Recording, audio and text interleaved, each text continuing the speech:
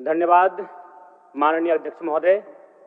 आज मैं महामहिम राज्यपाल महोदय के द्वारा प्रस्तुत अभिभाषण पे हो रहे वाद विवाद पर अपनी प्रतिक्रिया देने के लिए आया हूँ। महोदय, एक छोटी सी कहानी मैं बताना चाहूँगा। एक महिला थी, उसकी छोटी बच्ची जिसकी उम्र 5 वर्ष थी, वो अपनी माँ से आकर पूछती है कि माँ, छोटे भाई का मृत्यु कब होगा? तो माँ ने पूछा कि बेटी तुम ऐसा क्यों कह रही हो, अपने छोटे भाई को मरने के लिए क्यों कह रही हो? तो छोटी सी गुड़िया ने कहा कि माँ, बड़े भाई की जब मृत्यु हुई थी तो बहुत सारे लोग हमें खाना देने के लिए आए थे, हमारे घर में भोजन नहीं था, हमें कपड़े नहीं था, तो बहुत सारे लोग हमसे मिलने आए थे और हमें खाना देकर गए थे। और मैं चाहती हूँ कि छोटा भाई भी अगर मर जाएगा तो शायद बहुत सारे लोग आएंगे, हमें भोजन देंगे, हमें खाना देंगे, हमें कपड़े देंगे, क्योंकि हम 4-5 दिनों से भूखे हैं। महोदय, आज यही भाव कोयलांचल के हर एक रैयतों के घर में है कि जब भी हमारी जमीनों का अधिग्रहण होगा, जब कोई कंपनी हमारी जमीन का अधिग्रहण माइंस के लिए करेगी और जब माफियाओं के द्वारा उन पर लाठीचार्ज होगा, उनके लठेज के माध्यम से उन पर हमला होगा, तो कोयलांचल के रैयत चाहते हैं कि साथ साथ में 2-4 IAS IPS को भी चोट लगे। क्यों लगे? न विगत कुछ दिन पहले बागमारा में एक घटना घटी थी, हिलटॉप कंपनी का मामला था।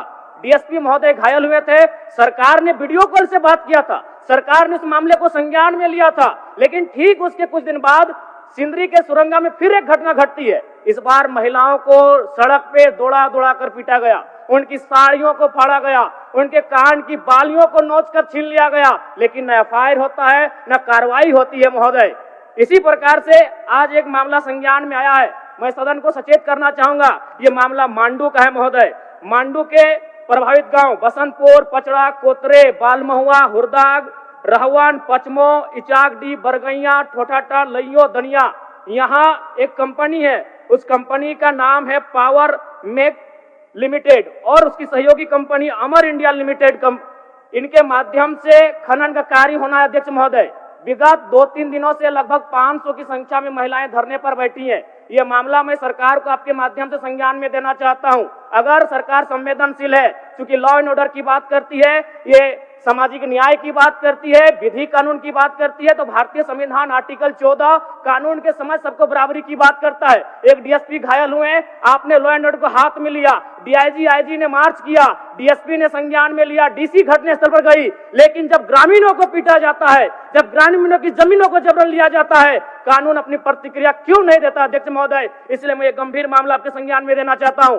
महोदय, भारतीय संविधान आर्टिकल 301 कहता है, क्योंकि इससे पहले जो जमीन का मामला था वो हमारा मौलिक अधिकार था, लेकिन संशोधन करते हुए 300A में डाला गया है। वर्तमान वो हमारा मौलिक अधिकार न होकर संवैधानिक अधिकार है। अध्यक्ष महोदय, और वो क्लाउज कहता है कि जिसके पास भूमि नहीं है सरकार उसे भूमि आवंटित करेगी, लेकिन यहाँ दुर्भाग्य इस राज्य का कि जिनकी भूमि है, सदियों से, हजारों वर्षों से वो भूमि पर वो जोत तोड़ करते हैं, और आज लगता है कि ब्रिटानिया हुकूमत बरकरार है, ईस्ट इंडिया कंपनी का शासन इस राज्य में बरकरार है। आज इसी प्रशासन के जोर पर आज उनकी जमीनों का जबरन अधिग्रहण किया जाता है। मांडू का मामला को संज्ञान में लीजिए, सुरंगा का मामला संज्ञान में लीजिए, भौरा का मामला संज्ञान में लीजिए। अध्यक्ष महोदय, क्योंकि रोज रोज आपके DSP घायल होने का इंतजार मत कीजिए।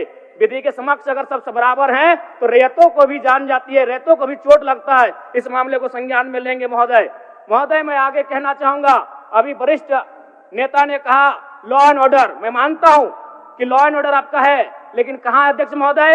गांवों में, खेतों में, खलिहानों में, बालू और कोयला के खदानों में, माफियाओं की जेब में आपका लॉ एंड ऑर्डर है। महोदय, मैं पढ़ के बताना चाहूंगा, ओबी डंपिंग को लेकर भिड़ंत, फायरिंग, बमबाजी।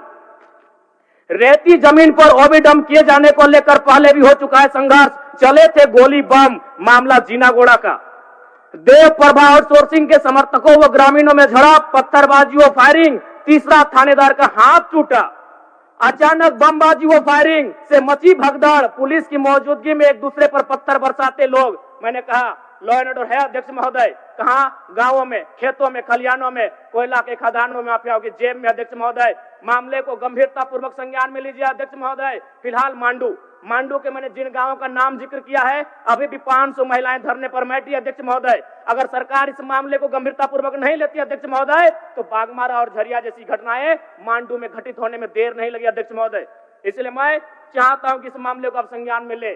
दूसरी बात अध्यक्ष महोदय, मैं आपके माध्यम से एक अत्यंत गंभीर मामला संज्ञान में देना चाहता हूं। धनबाद जिला तोपचाची प्रखंड अंतर्गत पिपराडी गांव आजादी के 78 साल बाद भी उस गांव की सड़क मुख्य सड़क से जुड़ नहीं पाई है। उनका मामला आता है अभयारण्य भूमि, सेंचुरी का भूमि का मामला संज्ञान में आता है। अध्यक्ष महोदय, मैं सदन के माध्यम से सरकार से पूछना चाहता हूं कि पारसनाथ पहाड़ में सड़क बन सकता है तो पिपराडी गांव में क्यों नहीं बन सकता है? अध्यक्ष महोदय, पारसनाथ पहाड़ में जिन लोगों की सड़क की जरूरत थी अध्यक्ष महोदय, चूंकि वह धनी लोग थे, वो संपन्न लोग थे, इसलिए पारसनाथ के पहाड़ में जो कि सेंचुरी अभयारण्य है सड़क चली गई, लेकिन पिपराडी गांव सड़क नहीं जा पा रही। अध्यक्ष महोदय, ये तोपचाची प्रखंड का मामला